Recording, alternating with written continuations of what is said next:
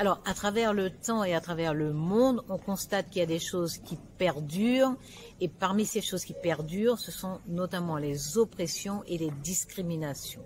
Et il y a souvent des prétextes, parce qu'il n'y a pas de raison, il y a des prétextes aux discriminations. Et le sexisme est un prétexte général et transversal de discrimination. C'est-à-dire que le seul fait d'avoir en face de soi une femme et de considérer que son état de femme justifie qu'elle ne soit pas recrutée ou que si elle est recrutée, elle a un salaire inférieur, qu'elle n'ait pas toute une série de prestations auxquelles elle a droit, qu'elle n'ait pas les égards auxquels elle a droit, qu'elle n'ait pas les résultats qu'elle mérite, c'est assez général malheureusement, ça reste encore très répandu malgré une prise de conscience qui touche pratiquement toutes les sociétés humaines, toutes les sociétés sur tous les continents.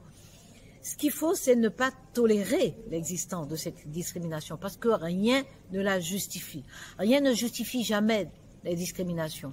Mais en particulier, l'état de nature d'appartenance à un genre ne peut justifier de discrimination. Donc nous avons nos qualités personnelles, individuelles, nous avons nos parcours singuliers, nous avons nos mérites et c'est cela qui doit compter. Notre genre, c'est notre affaire.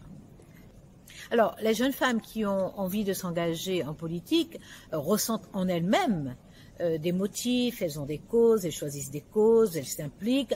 On peut s'impliquer en politique directement, on peut s'impliquer aussi dans une vie collective et dans une expérience citoyenne, soit à travers une association, soit dans un syndicat, soit dans un comité. Il y a des formes différentes. Il faut parce qu'il y a parfois des personnes qui ont très envie de faire, d'agir, de servir, d'aider les autres et qui en même temps hésitent à entrer par exemple dans un parti politique.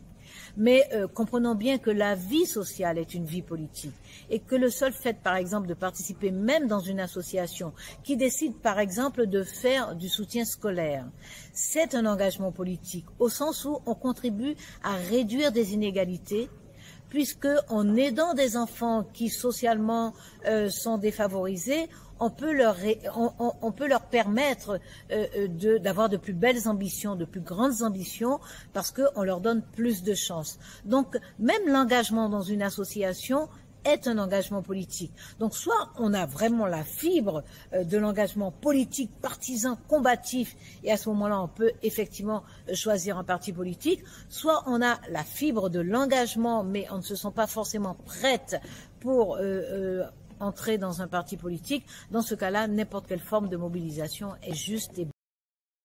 Christiane Taubira, née le 2 février 1952 à Cayenne, est une femme politique française. Elle a commencé sa carrière politique en étant militante indépendantiste. Elle a ensuite participé à la création d'un parti politique guyanais en 1992. Elle fut députée européenne de 1994 à 1999. Candidate du Parti radical de gauche, PRG, à l'élection présidentielle de 2000. Et enfin, garde des Sceaux, ministre de la Justice de 2012 à 2016.